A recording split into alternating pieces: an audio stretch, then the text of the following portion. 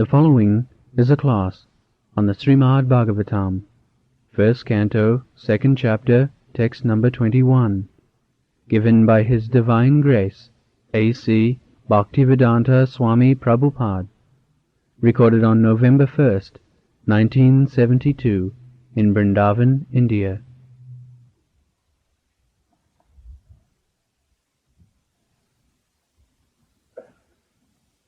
Vidyate hridaya granthi siddhante sarva samsaya chiyante cha asya karmani drishta eva atmani ishar. This is complete liberated stage.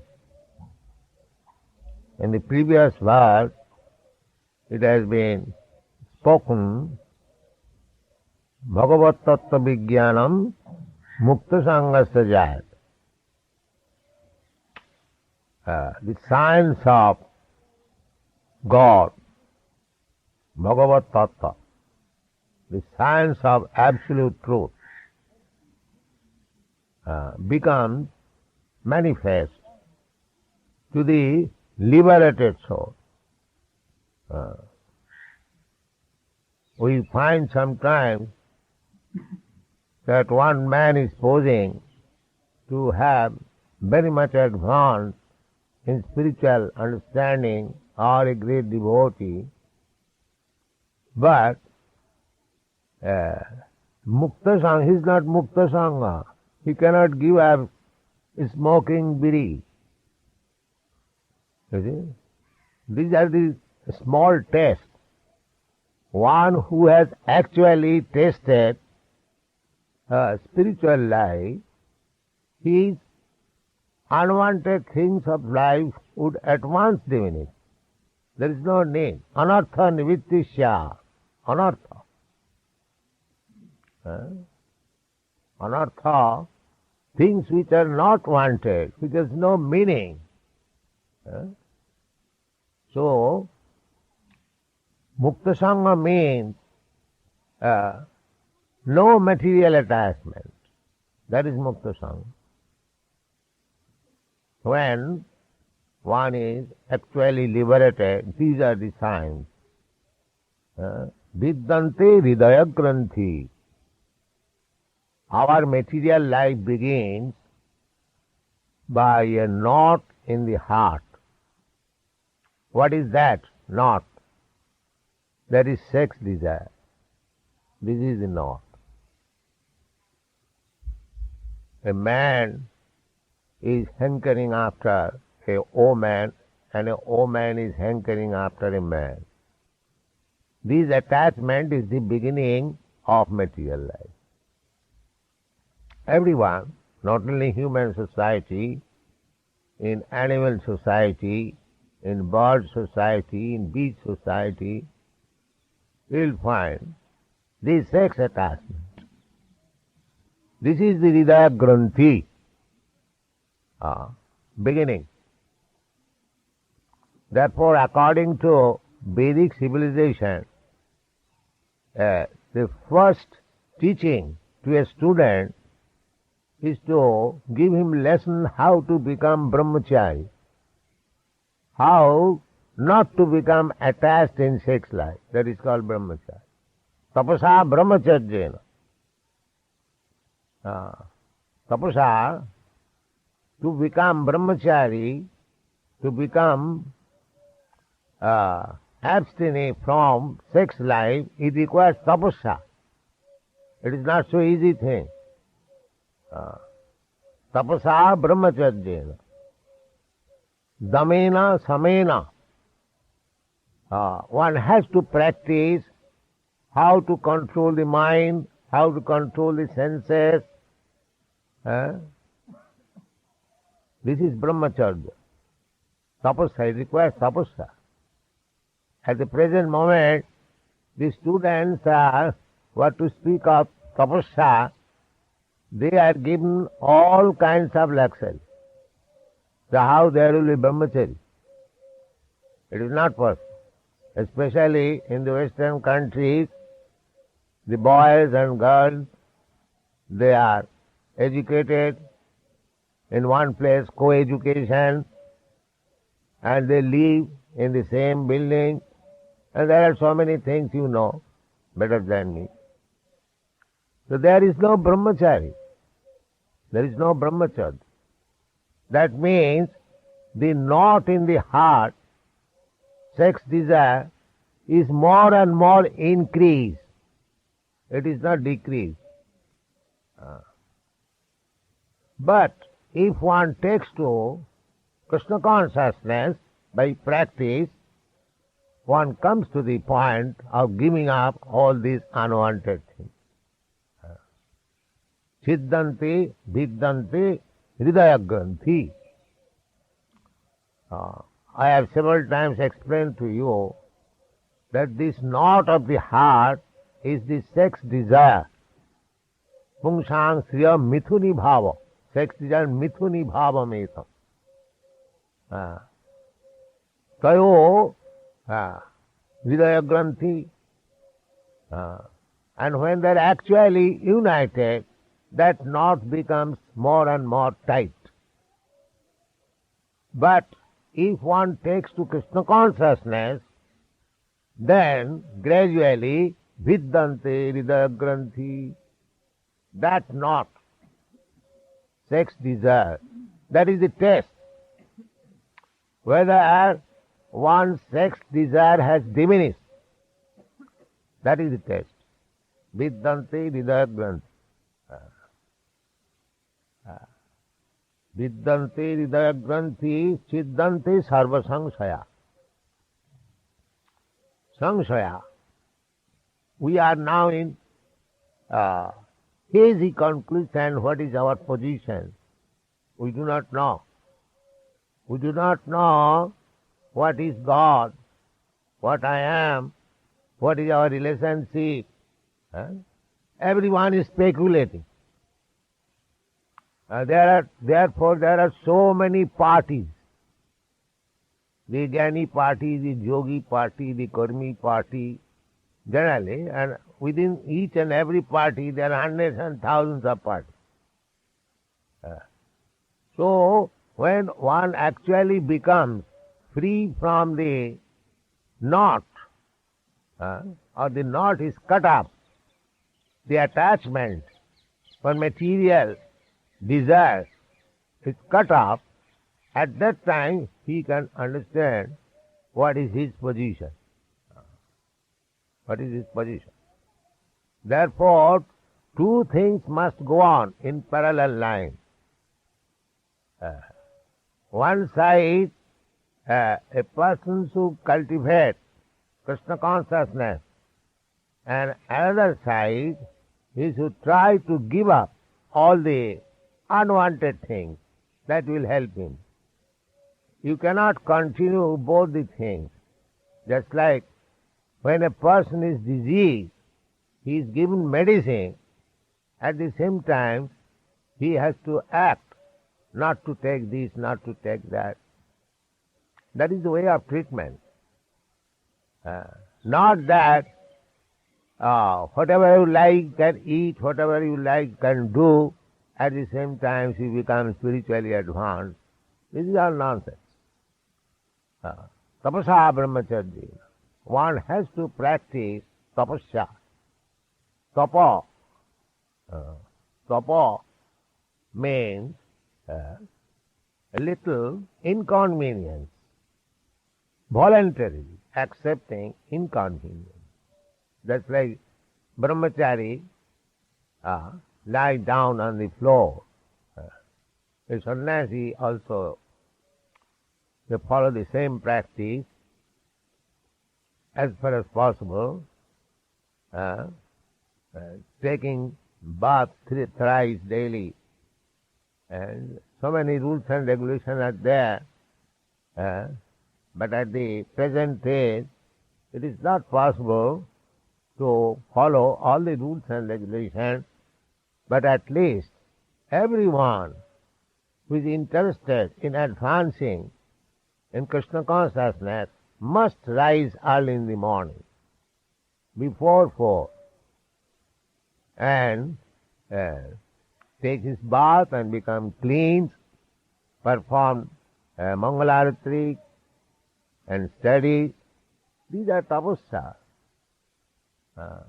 Tapasa brahmacharjina samena damena va. Tyagena. Tyagena means renouncement.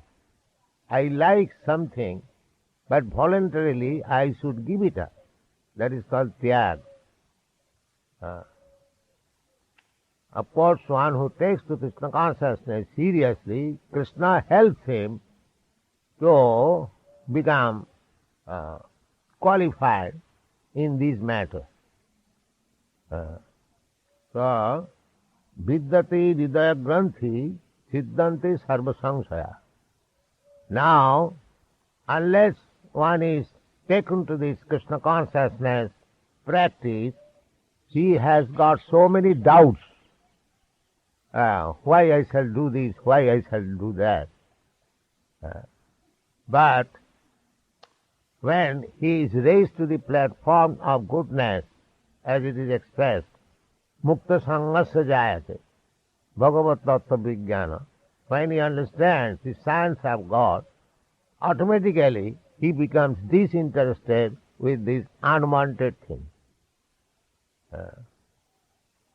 Chiyante cha asa karmani karmani niddahati kintu cha bhakti bhaja. We are bound up in this material existence due to our karma. According to my past karma, I have got this body, and again, as we are acting in this body, I am preparing forward my next body. Karmana daivanatrena. We have got varieties of body. Varieties of body. Not that because we are all human beings, we have got common factors, 2 hands, 2 legs, 1 head. But each body is different from the other body. You won't find one pair of body exactly of the same nature. That is not possible. Because everyone's karma is different. Karmana daivanatrena. According to our karma, we get different types of body. So we have to stop this karma. We have to stop this karma. How you can stop this karma? Yajñarthe karma annatra karma bandhan. If we simply act for Krishna, then we get rid of the resultant action of karma. Yajñarthe karma. Whatever you do for Krishna. Jagga. Jagga means Vishnu. Krishna is the origin of Vishnu Tattva. So, whatever you are ordered to do for Krishna, you are not bound up by the karma. Otherwise, good or bad, you are bound up by the resultant action of karma. So, when one is actually in the liberated state, liberated state means to remain fixed up in devotional service, Bhagavad Bhakti Yogata. Otherwise it is not possible. Evang prasanna manaso Bhagavad Bhakti Yoga. You can stand liberated on the platform of devotional service. As soon as you deviate from devotional service, immediately the Maya is standing. She will capture it. You can see practically there is sunshine, and just next to the sunshine there is darkness or shadow. So, little deviation from the sunshine, there is shadow, and little deviation from the shadow, you go to the sunshine. So both things are side by side, Maya and Krishna. So Maya means absence of Krishna. Shadow means absence of light, sunshine. See, if you always keep in Krishna consciousness, there is no shadow of Maya. Krishna Surya Sama Maya Andhaka Jaha Krishna Taha Nahi Maya Rodhika. Krishna is just like sunshine and Maya is just like darkness. So wherever there is sunshine, there cannot be any possibility of darkness. So you keep always yourself in Krishna consciousness, then there is no possibility of Maya. And Maya means to engage in fruitive activity. Titiya karma, karma sangha anya titiya shakti rishat. Maya, so long we are in Maya, we have to engage ourselves in fruitive activity, karma. Therefore here it is said, Chiyante cha asa karmani, one who is liberated, being engaged in devotional service, his karma, fruitive activities, stop immediately. In the Brahma Samhita, it is said, Jastindra gopa matavendra maho sakarma bandhanu rupa phalabhajana matanati karmani niddhati kintu cha bhakti bhajang govindamadi purusam tamaham bhaja. Just to Indra means the king of heaven, and there is another Indra Gop. It is an insect, very small. That is called Indra Gop. So, it is said, beginning from that Indra, the king of heaven, down to this Indra, the small insect, Jastindra Gopa Matavendra Maho Sakarma. Everyone is enjoying suffering according to the karma.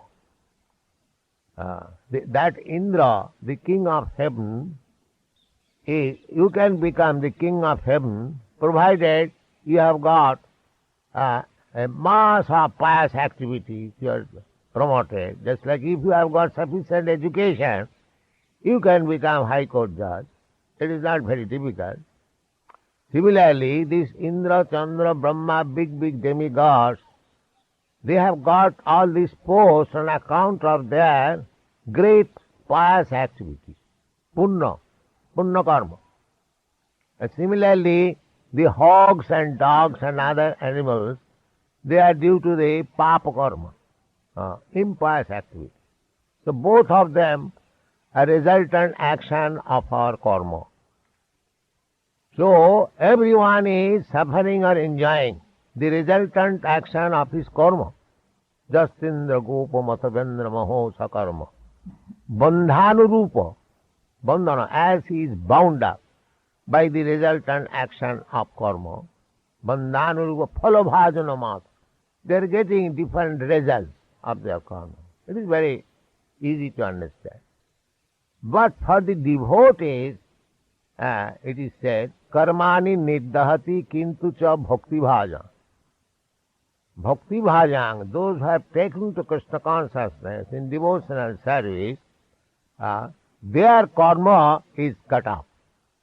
There is no resultant action. Just like, chickpeas, if you sow on the ground, it will fructify into a plant. But the same chickpea, if it is fried and you sow on the ground, it will not fructify.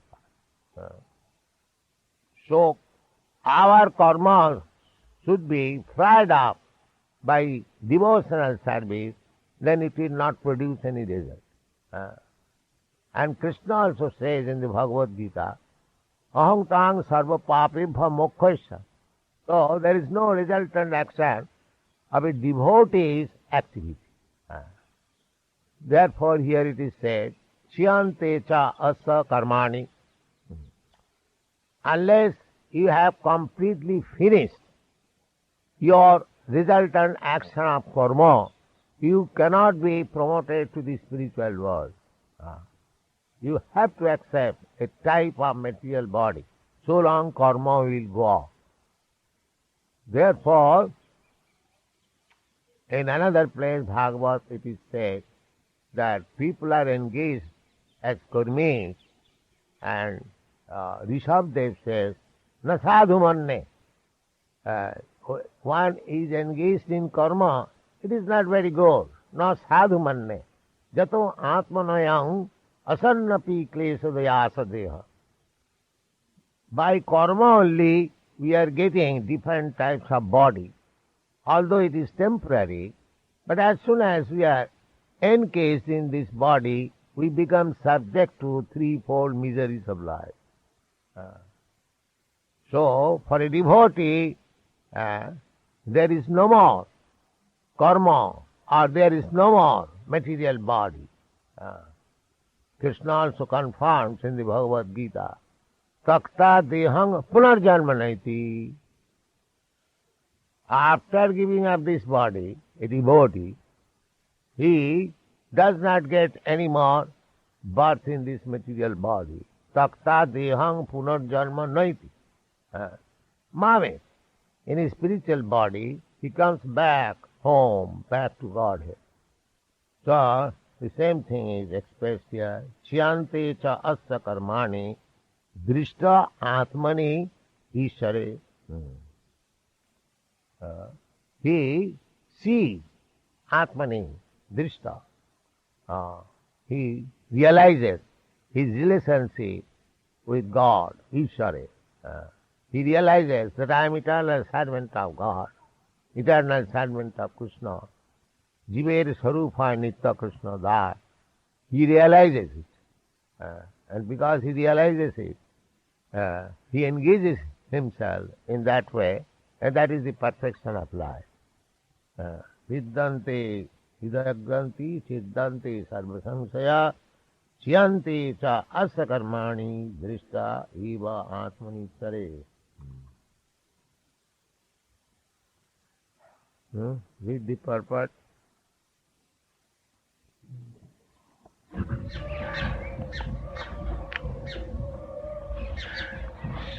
Attainment of scientific knowledge of the personality of Godhead means seeing one's own self simultaneously. As far as the identity of the living being as spirit self is concerned, there are a number of speculations and misgivings. The materialist does not believe in the existence of the spirit self, and empiric philosophers believe in the impersonal feature of the This is doubt, whether there is soul or not. Siddhante sarva samsaya. There are so many doubts for the material scientist. Somebody says there must be something, somebody says no, there is no soul. It is the combination of matter, the life symptoms come out. There are so many theories. So, actually when becomes enlightened by Krishna consciousness, his all doubts are removed. Gone. And empiric philosophers believe in the impersonal feature of the whole spirit without individuality of the living being. But the transcendentalists affirm that the soul and the supersoul are two different identities, qualitatively one. This is also another doubt, because the impersonalists, they think ghatakas patakas. That's like the sky. The sky is within the pot, and the sky is outside the pot. So, when the pot is broken, the inside sky becomes one with the outside sky. That is their theory. So, these doubts are also dissipated when one comes to Krishna consciousness. That these potakas means the sky within the pot, ghatakas, and the sky within the pot, it cannot be made analogy with the sky in the pot and sky outside, because they are individual souls. the Bhagavad Gita it is said that they are part and parcel of God, Sanatan, eternally. Not that they have been cut off. Just like the sky within the pot is walled by the wall of the pot, but actually we are not walled, we are individual. Every one of us an individual. We are not surrounded by some material wall. This material wall is supposed to be this body. Actually, we are individual, and therefore, because we are individual, according to our individual karma, we have got different types of body. So these are the doubts. When one becomes completely, cognizant with the Krishna consciousness science, his all doubts are removed. Gone. There are many other things, but all these different speculations are at once cleared off as soon as Sri Krishna is realized in truth by the process of Bhakti Yoga. Sri Krishna is like the sun, and the materialistic speculations about the absolute truth are like the darkest midnight. As soon as the Krishna sun is arisen within one's heart, the darkness of materialistic speculations about the absolute truth and the living beings is at once cleared off. In the presence of the sun, the darkness cannot stand, and the relative truths that were hidden within the dense darkness of ignorance become clearly manifested by the mercy of Krishna, who is residing in everyone's heart as the Supersoul. In the Bhagavad Gita 10:11, the Lord says that in order to show special favor to his pure devotees, he personally eradicates the dense darkness of all misgivings by switching on the light of pure knowledge within the heart of the devotee. This is another advantage of the devotee, because Krishna shows a special favor to the devotee. Although he is equal to everyone, he is specially inclined, favorable to the devotees. Tesam aham anukampartham aham ajnanatama. He takes special care. He says, samoham sarvabhutesu, although he is equal to everyone, still he is specially inclined to the devotees. For the devotees, he gives special instruction from within. Jena mam upajantite. This is the special advantage of a devotee. Go on.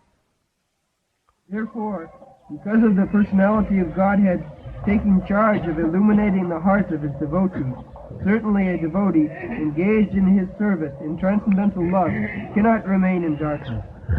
So there is no question that a devotee will remain in darkness. Sometimes it is argued that mostly devotees are not very much educated. It doesn't matter. This external academic education has no value for spiritual advancement. So, here it is said, aham nasayami atmabhavas. Krishna is within everyone, and if anyone is purified, Krishna takes charge and he instructs. And who can be greater instructor than Krishna? Therefore, it is a wrong theory that devotees are ignorant. They are full of knowledge. If one is actually a devotee, there is no lack of knowledge. That's a fact. One. He comes to know everything of the absolute and the relative truth. The devotee cannot remain in darkness, and because the devotee is enlightened by the personality of Godhead, his knowledge is certainly perfect. This is not the case for those who speculate on the absolute truth by dint of their own limited power of approach. Yes, one can speculate about the absolute truth to a certain extent. Therefore, generally, these speculators become impersonalists because they cannot go beyond that. But that impersonal knowledge is not complete. As we have several times stressed on this point, one has to go further onward. Realization of Paramatma, realization of the Supreme Personality of God. But they stop only in impersonal view, that's all. Ron? Knowledge is called parampara, or deductive knowledge, coming down from the authority to the submissive oral receiver, bona fide by service and surrender. One cannot challenge the authority of the Supreme and know him also at the same time. He reserves the right of not being exposed to such a challenging spirit of an insignificant spark of the whole, subjected to the control of illusory energy. The devotees are submissive, and therefore the transcendental knowledge descends from the personality of Godhead to Brahma, and from Brahma to his sons and disciples in succession. This process is helped by the Supersoul within such devotees. That is the perfect way of learning transcendental knowledge.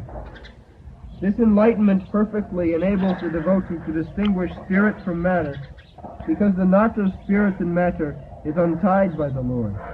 This knot is called ahankara, and it falsely obliges a living being to become identified with matter. As soon as this knot is loosened, therefore, all the clouds of doubt are at once cleared off. He sees his master, and fully engages himself in the transcendental loving service of the Lord, making a full termination of the chain of fruitive action. In material existence, a living being creates his own chain of fruitive work, and enjoys the good and bad effects of those actions, life after life. But as soon as he engages himself in the loving service of the Lord, he at once becomes free from the chain of karma. All his actions no longer create any reaction. Yes, sir. Have Kirtan.